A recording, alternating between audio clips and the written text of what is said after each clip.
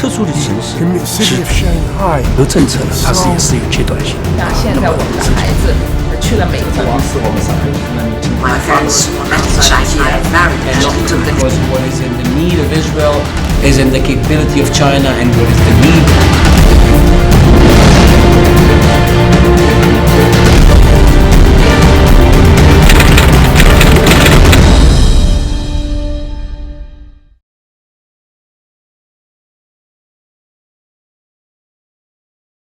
I've also heard about a little story about your name. Your name Haim is after your uncle. Is that right? Yeah, well, Haim means in my language Hebrew. It means life, and it's a very difficult and interesting name because what is the life of a person? You give a baby a name Haim, but it was after my uncle, who was killed by the Germans when he was 13 with my grandparents, and so on During my father's World War side, II? right?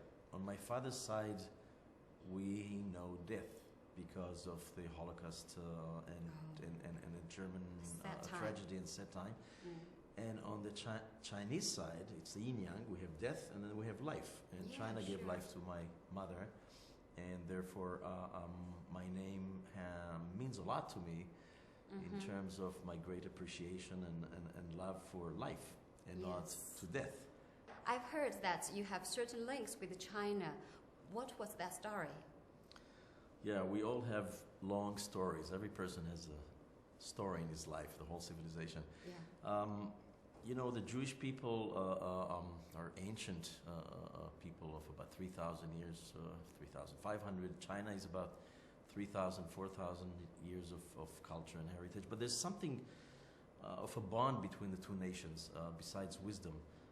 Jewish people started to come to China out of persecutions and business probably in the 19th century.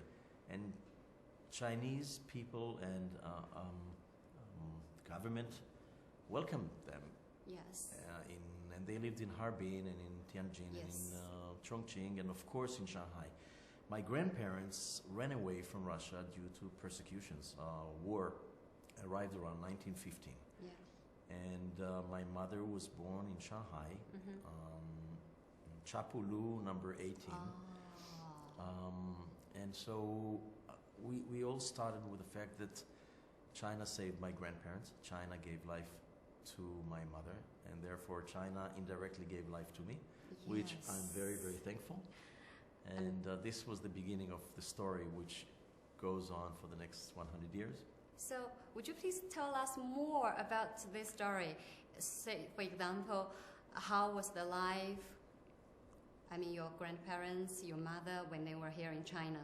Well, the story is what we were told is that life were difficult. In Chinese, you say "meyo." People did not have a lot of any money. They just lived very poorly but decently. They were honest Jewish neighbors and Chinese neighbors shared food, shared friendship, and that continued even in World War II and thereafter. So it means that human relationship in Chinese we say guanxi, right? It's like being together, respect each other, is the base for happy life, comfortable life. As we know, there are lots of Jews migrated to Shanghai during World War II. So, do you know any stories about this? We heard many stories while I was in Israel really? about that, and China saved probably more than 20,000 Jewish people that ran away and got visas. A lot of them by General Consul in Austria. Yes. Yeah. And he's a saint in a sense. Rescued his life. They came to Shanghai just like my grandparents lived in World War II, but that was difficult. It was Japanese and Chinese people suffered tremendously. Of course. So this was a Holocaust for China as well as this Jewish Holocaust. But somehow people prevail.